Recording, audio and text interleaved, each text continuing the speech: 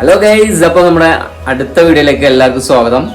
അപ്പോൾ ഇന്ന് നോമ്പ് 16 അപ്പോൾ ഈ നോമ്പ് 16 ഒരു സ്പെഷ്യൽ റമദാൻ ഐറ്റാണ് നിങ്ങൾക്ക് മുന്നിൽ എൻ്റെ വൈഫ് അവതരിപ്പിക്കുന്നത്. എന്താ സാധനം ആസിയ? ബ്രെഡ് പക്കോട. ആ ബ്രെഡ് പക്കോട എങ്ങനെ ഉണ്ടാക്കാന്നുള്ളതും എന്തൊക്കെ വേണ്ടെന്നുള്ളതും പറഞ്ഞുതരാം. ഇത് മുന്നേ നിങ്ങൾ വേറെ എവിടെയെങ്കിലും കണ്ടിട്ടുണ്ടെങ്കിൽ ഓക്കെ, കാണാത്തവർ അതിൻ്റെ റെസിപ്പിയൊക്കെ പഠിച്ചു വെച്ചോ. റമദാൻ സ്പെഷ്യലായിട്ട് നിങ്ങളും വീട്ടിലുണ്ടാക്കി വെക്കുക. അപ്പൊ നേരെ ബ്രെഡ് പക്കോടയിലേക്ക്.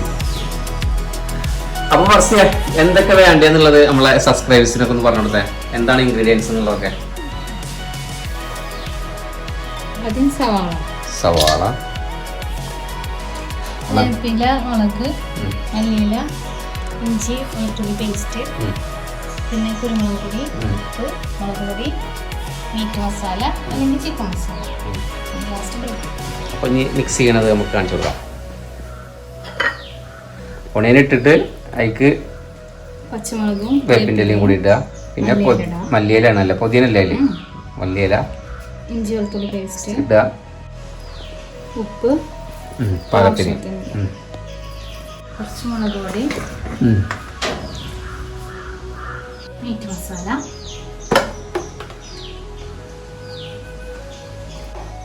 മീറ്റ് മസാല. അപ്പം നമുക്ക് ബ്രെഡ് ഇടാം.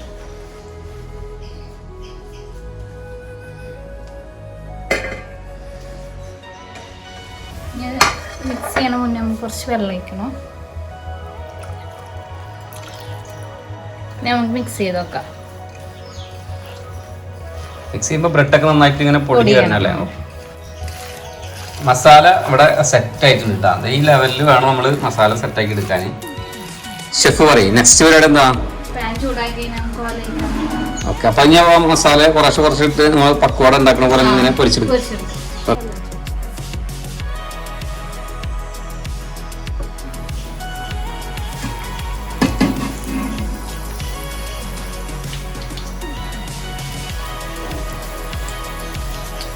ഇതുപോലെ ബോളാക്കി എടുക്കുക. ഓക്കെ,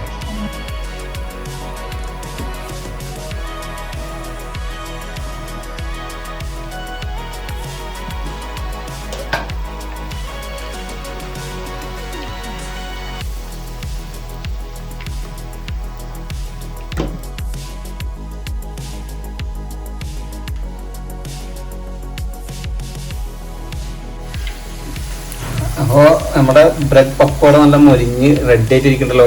ഒന്ന് എടുക്കാമല്ലോ അല്ലേ?